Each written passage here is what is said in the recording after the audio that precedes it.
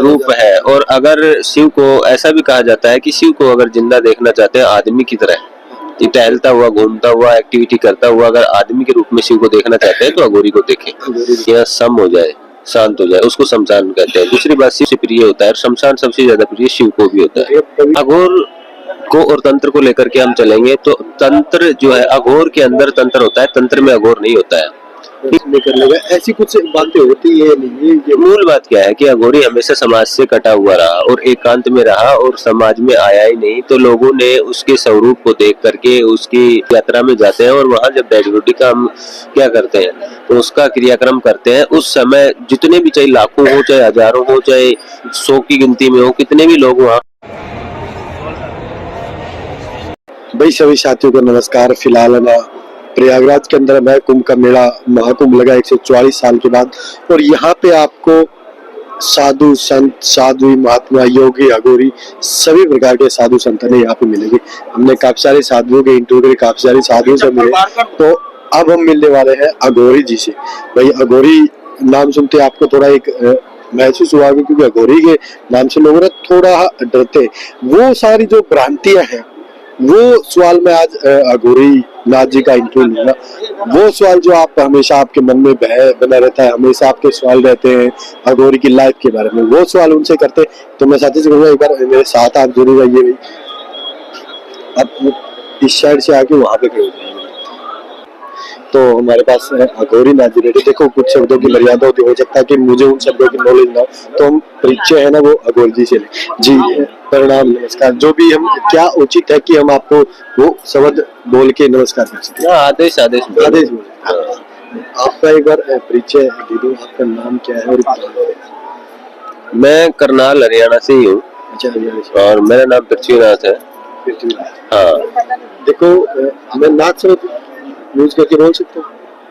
बोल सकते हैं। नाथ जी, अघोरी शब्द सुनते लोगों के मन में आपको पता है कि थोड़ा एक डर फील होता है, जो पब्लिकली है वो चीजें, और काफी सारी भ्रांतियां हैं, वो आपसे जानने को मिली कि अघोरी की लाइफ है ना वो कैसी होती है, थोड़ा मेरे को एक बार बताइए। कुंभ के अंदर जो प्रयागराज में ये हमने अखाड़ा लगाया, पहले भी कुंभ में लगता है, उसका मूल कारण यही है कि अघोर संप्रदाय जो है उसके बारे में लोग जाने, ज्यादा से ज्यादा प्रचार प्रसार हो और उससे लोग जुड़े और अघोर से संबंधित जो भ्रांतियां हैं उनसे लोग ऊपर उठ जाएं और उन भ्रांतियां और किंवदंती जो फैल रही है वो सब हट जाए लोगों के दिल और दिमाग से, इसलिए हम ये प्रयास कर रहे हैं।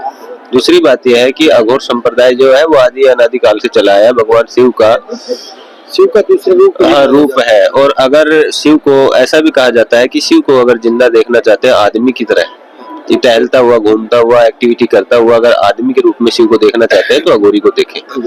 अघोरी की लाइफ जो होती है पूर्णतः शिव को फॉलो करती है, संपूर्ण शिव को फॉलो करती है। दूसरी बात मूल रूप से यह अघोर का अर्थ होता है पवित्र, जो घोर ना हो और अंधकार से रहित हो, उसमें ज्ञान की इतनी ऊर्जा, इतनी रोशनी होती है कि उसके पास अज्ञान कहीं होता ही नहीं है। दूसरी बात ये आती है कि वो उलझनों से बाहर होता है, जटिलता से बाहर होता है, वो बहुत सरल होता है। लोभ मोह माया इन चीजों से, अरे लोभ मोह माया ये सब कुछ नहीं है। अघोर का अर्थ होता है सरल, ठीक है ना। जितने भी ब्रह्मांड में सभी नेगेटिव और पॉजिटिव जितनी भी एक्टिविटियां हैं, जितनी भी जो गतिविधियां हैं, और अच्छाई और बुराई, दिन और रात, अपना पराया, देवता राक्षस, ये सब के सब जो है वो परमात्मा ने, उस परम पुरुष ने, उस निराकार निर्गुण ने ही पैदा किए। एक सवाल मैं आपसे पूछना चाहूँ, एक सवाल जो हमेशा पब्लिक के मन में रहता है कि अघोरी शमशान के अंदर रहता है, ये बात है। शमशान का अर्थ होता है जहाँ सभी प्रकार की विकृतियां सम हो जाए, शांत हो जाए, उसको शमशान कहते हैं। दूसरी बात, शिव का घर शमशान होता है। तीसरी बात, अगर एकांत कोई स्थान अगर हम आज की जीवन में, आज की दुनिया में पाए तो वो शमशान होता है। चौथा ये है कि शमशान से पवित्र कोई इस दुनिया में जगह ही नहीं है, तो अघोरी खुद ही पवित्र होता है, तो वो पवित्र स्थल पर ही पूजा अर्चना करता है। तो इसलिए वो शमशान को सबसे ज्यादा उसे प्रिय होता है, और शमशान सबसे ज्यादा प्रिय शिव को भी होता है। ये पवित्र जगह है इसलिए ही शमशान को चुना, ऐसा नहीं कि अघोरी की शमशान से ही रिलेटेड कुछ, ऐसी बात नहीं। शमशान के अंदर 5 तत्व जो हमारी बॉडी के अंदर है, वो 5 तत्व फिर से डिस्ट्रॉयड होकर के उन्हीं 5 तत्वों में विलीन हो जाते हैं, तो वो एक ऊर्जा का महाकेंद्र भी है शमशान, और वहाँ नेगेटिव और पॉजिटिव दोनों एनर्जियां होती हैं। तो अघोरी वहाँ अपनी साधनाओं के जरिए से एनर्जियों को का प्रत्यक्षीकरण करने और उनको कंट्रोल करने और उनसे काम करवाने और उनसे शिव तक पहुंचने की गतिविधि के लिए उनका सहयोग लेता है, तो उसके लिए वो वहाँ प्रैक्टिस करता है। एक सवाल मैं जानना चाहूंगा, ये भ्रांति लोगों के मन में है, पढ़ी है, देखी है, लोगों से बात करते हो तो अघोरी का नाम तो बोलते हैं कि अघोरी तांत्रिक होता है, वश में कर लेगा, ऐसी बातें, ऐसी भ्रांति है, इसके क्या आप अघोर को और तंत्र को लेकर के हम चलेंगे तो तंत्र जो है, अघोर के अंदर तंत्र होता है, तंत्र में अघोर नहीं होता है, ठीक है ना। दूसरी बात, अगर हम एग्जाम्पल के तौर पर, मैंने पहले भी एक एग्जाम्पल दिया है कि अघोर एक यूनिवर्सिटी का नाम है और तंत्र उसका एक डिपार्टमेंट है, तो यूनिवर्सिटी और डिपार्टमेंट दोनों बराबर होंगे क्या? यूनिवर्सिटी तो बहुत सारे डिपार्टमेंटों को अपने अंदर समेटे हुई है, ऐसे अघोर भी बहुत सारे, मतलब ज्ञान की सभी कलाओं को, जितनी भी कलाएं हैं उन सभी कलाओं को अपने अंदर समेटे हुए हैं।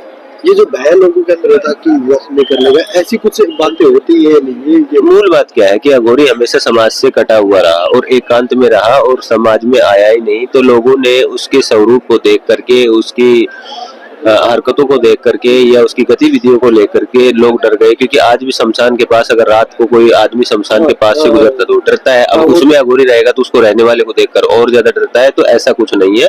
शमशान सबसे शांत स्थान है। अगर कोई सामान्य व्यक्ति भी रात को जाकर शमशान में घंटे 2 घंटे, रात के 12, 1 बजे, 2 बजे, 3 बजे बैठेगा तो उसकी आत्मा को एक परम शांति का अनुभव होगा, क्योंकि वहां एकदम शून्य का आभास होता है उसे।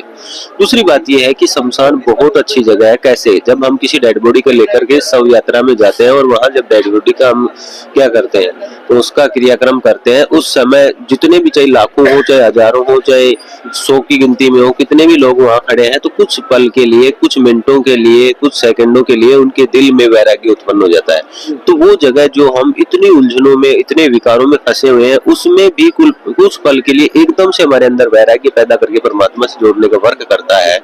वो घटना घटा देता है हमारे दिल दिमाग में, और हमारे जहन में ये चीज बैठ जाती है कि ये दुनिया कुछ नहीं है। तो जो व्यक्ति वहीं रहकर साधना करेगा तो उसकी हालत कैसी होगी? तो उसमें साधक के अंदर वैराग्य की भावना को उत्पन्न करने के लिए सबसे अच्छा अगर स्थान देखा जाए इस दुनिया में तो वो भी शमशान है। सबसे तगड़ा सवाल है जो सबसे ज्यादा लोग सुनते हैं कि अघोरी है ना हड्डियां खाते हैं, मांस खाते हैं शमशान के अंदर से, काफी तो ऐसे नेगेटिव शब्द भी, लैटरिन वगैरह, ये बातें सुने। ये भ्रांति सबसे बड़ी ये भ्रांति है या सच्चाई? क्योंकि सबसे ज्यादा सुनने को मिलता है अघोरी के बारे में, ये चीजें सुनने को मिलती है। मूल बात क्या है कि अघोरी जो है वो घृणा रहित होता है। उसे किसी भी चीज से, खाने पीने में या पहनने ओढ़ने में किसी प्रकार की कोई घृणा नहीं होती है। अब उसके खप्पर में जो कुछ डाल देगा कोई, वो ही वो खा लेगा, उसे कोई घृणा नहीं है। रही बात ये कि जो डेड बॉडियों का मांस खाते हुए या मानव बलि के बारे में अगर कोई बात होती है, तो आज पूरी दुनिया में सोशल मीडिया जो है वो इतना फैल गया है, तो क्या मीडिया ने कभी एक बलि का भी कोई जिक्र किया कि फला जगह गोरियों ने मिलकर एक आदमी की बलि दी है? सिर्फ भ्रांतियां हैं, देखने को नहीं मिला, कुछ भी नहीं है, कहीं भी नहीं है, और ऐसा कहीं भी नहीं पाया जाएगा कि कोई भी पत्रकार ये दिखा दे कि भाई फला जगह गोरी मानव मांस खा रहा है। ऐसा कहीं नहीं। ये सब अगर ऐसा कोई करता हुआ पाया भी जाए तो या तो वो पागल है, ठीक है ना, या उसको, उसके दिमाग के अंदर कोई विकृति पैदा हुई है। हाँ, तो हो सकता है, लेकिन ऐसी बात है कि हड्डियां खाना मार, ऐसी नहीं हो। ये सिर्फ ऐसा, मैंने ये बात सच्चाई कि आज तक किसी ने देखा नहीं है, सिर्फ एक दूसरे की सुनती बातें। उस आदमी को मीडिया क्यों नहीं लेकर के आती? प्रिंट मीडिया या फिर जो ये इलेक्ट्रॉनिक मीडिया चल रही है, ये क्यों नहीं लेकर के आती उस व्यक्ति को कि कौन है जो मानव मांस खा रहा है, कौन है जो मानव की बलि दे रहा है? तो जब ऐसा कहीं है ही नहीं तो फिर छपेगा कहां से? तो इससे साफ साफ साबित हो जाता है कि ऐसा कहीं भी नहीं है। ये सिर्फ भ्रांतियां पैदा की गई है। कुछ आप हमारे समाज में आप देखेंगे कि कई लोग ये कहते हैं फला बड़का पेड़ है, उसके अंदर भूत प्रेत जिन रहता है, तो वो एक मतलब क्या है, दंत कथा बनी हुई है। वो एक दंत कथा, या पुरानी कोई बिल्डिंग इमारत है तो उसको भी ऐसा कहते थे, ये दंत कथाएं चली हुई है। बाकी एनर्जी होती है, 100% होती है, भूत प्रेत पिशाच सभी एनर्जियां होती है, लेकिन जिस तरीके से लोग सोच रहे हैं उस तरीके से नहीं होती। अगर ऐसी होती तो सभी लोग अघोरी बन जाते। एक अघोरी बनने के लिए बहुत लंबे समय तक, एक लंबी प्रक्रिया से और बहुत ही उच्च लेवल की साधनाएं करनी पड़ती है, बहुत ही सख्त कठिन होती है, तब वो सफल होता है, तब उन एनर्जियों को अनुभव कर पाता है। इसके पीछे एक बड़ा कारण है, क्योंकि आज है ना, अगर एक गांव, अगर हरियाणा से मैं बात कर लेता हूँ, पूरे इंडिया की चीज है वो, तो एक गांव में देखे तो 10 से 15 तांत्रिक एक गांव के अंदर है। मूल बात क्या है कि वो ग्रामीण तंत्र करते हैं, और वो ग्रामीण तंत्र जो करने वाले लोग होते हैं वो खुद भी अनपढ़ होते हैं, और उन ज्ञान की सीमा उनके अंदर बहुत नीची होती है, ठीक है ना। और वो किसी अच्छे उच्च कोटि के साधक या उच्च कोटि के या अच्छा ज्ञान रखने वाले गुरु से जुड़े हुए भी नहीं होते, वो ग्रामीण तंत्र को मानने वाले होते हैं। तो उन लोगों को अघोरी कैसे कह देंगे? उनको तांत्रिक कहें, ग्रामीण तांत्रिक कहें, ओझा कहें, सेवड़ा कहें, स्याणा कहें, ये ऐसी चीजें उनके नाम पर आती है, वो अघोरी नहीं होता है। लेकिन फिर दूसरी बात यही होती है, जैसे कि अगर हम एक यूनिवर्सिटी को ले लें, एक यूनिवर्सिटी के अंदर एक बच्चा डिलीट कर रहा है, पीएचडी कर रहा है, और एक बच्चा उसमें ही 3 महीने का कंप्यूटर का कोर्स कर रहा है उसी में। तो अब कहें कि ये यूनिवर्सिटी का पढ़ा हुआ है, तो यूनिवर्सिटी का पढ़ने से क्या हुआ? वो किया तो उसने 3 महीने का कोर्स है, थोड़ी शिक्षा। हाँ, तो ये है। तो ये जो ग्रामीण तांत्रिक है, जो तंत्र तो उन्होंने हासिल किया, जो कि अघोर का एक पार्ट है, लेकिन उन्होंने अघोर को कभी धारण नहीं किया है। लास्ट में एक सवाल, मैं सारी चीजें पूछेगा, मैं आपसे आपकी लाइफ के बारे में पूछना कि आपने अघोरी आप बने हो, इसके पीछे करके अघोरी ही क्यों? अघोर एक ऐसा साधन है, अघोर ऐसा पथ है जो आदि काल से चलाया है, भगवान शिव के द्वारा प्रदत्त है ये। और अघोर को कोई नहीं चुनता, ये खुद अघोर ही साधक को चुनता है। एक बात ये सुनने में आई थी, कुछ पढ़ी है कि अघोरी वही बनता तो पहले अघोरी, ऐसे कुछ उसकी प्रारब्ध होती है, जो उस पथ के योग्य होगा वही बनेगा। अगर बगैर उसके इसमें घुस भी गया, दीक्षा ले ली, बढ़ गया थोड़ा बहुत, तो थोड़ा बहुत आगे बढ़ करके वो भ्रांतियां ही पैदा कर सकता है, तंत्र मंत्र करके लोगों को परेशान कर सकता है। अघोरी नहीं बन सकते, तो अघोरी मतलब सच्चा अघोरी नहीं बन सकता। लास्ट में एक सवाल मैं पूछ लेता हूँ कि परिवार से दूर होने के बाद ये वाली लाइफ और वो वाली लाइफ में कुछ वो चीजें याद आती कि वो अघोरी सम हो जाता है, और सम होने के बाद में पूरा संसार उसे एक ही नजर से दिखता है, एक ही दृष्टि बन जाती है उसकी। वो अच्छाई को, बुरे को, अपने को, पराये को, ऊंचे को, नीचे को, मालदार को, गरीब को, कंगाल को, बीमार को, स्वस्थ को, सभी को एक ही नजर से और एक ही दृष्टि से देखता है। परिवार, अरे वो सभी को, पूरा ब्रह्मांड उसके लिए ये प्रकृति माँ है, और वो पुरुष, क्योंकि हो सकता है इसलिए वो आपका परिवार भी देखे, सभी देखते हैं, सभी लोग। पूरा ब्रह्मांड परिवार हमारे लिए ये पूरी प्रकृति जो है ये हमारी माँ है, और इस प्रकृति का जो मूल कारण है वो हमारा बाप है। महाकुंभ लगा है, 144 साल बाद का ये योग बन रहा है, और सभी साधु संत मतलब एक कह सकते हैं कि बहुत बड़ा सनातन के प्रति वो चीज है। इसके बारे में लोगों को क्या संदेश? मूल बात यह है, 144 साल बाद में ये आया है। सनातन सभ्यता और संस्कृति को फॉलो करने वाले सभी लोगों को इसमें ज्यादा से ज्यादा भाग लेना चाहिए, सेवा करनी चाहिए, और हमारी सभी सभ्यता और संस्कृति, सभी प्रकार की जो हमारे पथ और परंपराएं हैं, उनके सभी साधु, सन्यासी, वैरागी, त्यागी, योगी, ओगड़ नाथ, सभी प्रकार के साधु जो हैं वो यहाँ आए हुए हैं, तो उनके दर्शनों का लाभ उठाना चाहिए, उनसे मिलना चाहिए, उनकी सेवा करनी चाहिए, और कुंभ में स्नान करना चाहिए। माँ गंगा, जमुना और सरस्वती का जो ये संगम है, प्रयागराज है, जिसको तीर्थराज भी कहते हैं, इसमें स्नान करके आनंद उठाना चाहिए। और जीवन में ये मौका इस पीढ़ी को नहीं, अगली पीढ़ी को भी नहीं मिलेगा, क्योंकि 144 साल में तो 3 पीढ़ियां गुजर चुकी होंगी, इनसे भी 4 पीढ़ियां, तो इसलिए सभी को ज्यादा से ज्यादा इसमें आना चाहिए, मेरा ये कहना है। दूसरा बात ये है कि मैं अखिल भारतीय अघोर अखाड़े का महासचिव हूँ, तो उसके नाते मैं ये कहता हूँ कि सभी लोग अघोर को लेकर के फैली हुई भ्रांतियों से उठ करके अघोरी जो ओरिजिनल जो व्यक्ति है, जो अघोर को फॉलो कर रहे हैं, उनसे जुड़े और उस बात को जाने।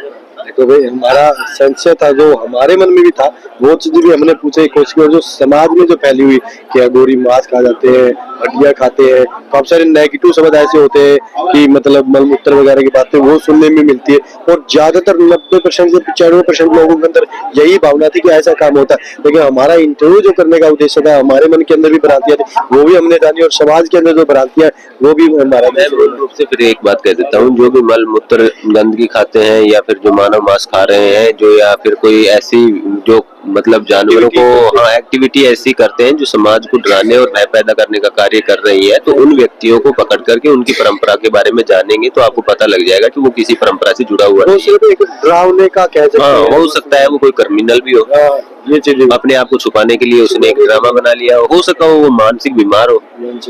अघोरी जो होता है, जब उच्च कोटि की ज्ञान को प्राप्त कर लेता है तो वो ऐसी घटनाएं क्यों करेगा। लेकिन ये जरूर है, वो सम हो जाता है, उसका स्वभाव है बच्चे का जैसा स्वरूप हो जाता है, लेकिन वो ऐसा विकराल स्वरूप नहीं करता। हाँ, एक बात जरूर कहनी पड़ेगी, अघोरी जो होता है वो देखने में नारियल की तरह होता है, बाहर से बड़ा हार्ड लगेगा, बाहर से बड़ा ऐसा लगेगा कि ये किसी काम का नहीं, डरावना है, कोई यूज नहीं कर सकते, लेकिन अंदर से क्या होता है वो बहुत ही सॉफ्ट होता है, और उसके अंदर जो पानी भरा है वो भी बहुत मीठा है। ठीक है ना। तो इसी प्रकार से अघोरी से अगर जुड़ना है तो अंदर से जुड़ो, नहीं कि बाहर से दिखाओ। जो दिखता है वो अंदर नहीं, अंदर से। क्योंकि भी देखो जब ज्ञान की प्राप्ति होती है, भगवान में मन लगता है, शंकर भगवान सृष्टि की जाता है, वो चीज इनके अंदर आती है तो समाज से थोड़ा ये सब संसार ब्रह्मांड पूरा इनके लिए सम हो जाता है। वो जो भ्रांतियां थी वो दूर मैंने इनसे पूछ के कर दिया। आपका एक काम अभी अघोरी के प्रति जो भावना और भ्रांति जो समाज में फैली हो उनको दूर करने का आप काम जब करोगे, ये बातें नाजी की बातें सब लोगों के पास जाएगी तो वो समझेंगे, तभी उनके मन से बह निकलेगा। तो सभी साथी से एक गुहार मैं जरूर लगाना चाहूंगा, आप इस वीडियो को ज्यादा से ज्यादा शेयर करें और सनातन धर्म को और बढ़ाए और ये जो भ्रांतियां अघोर के खिलाफ फैली है उनको दूर करें। मिलते हैं नए वीडियो के साथ, तब तक नमस्कार।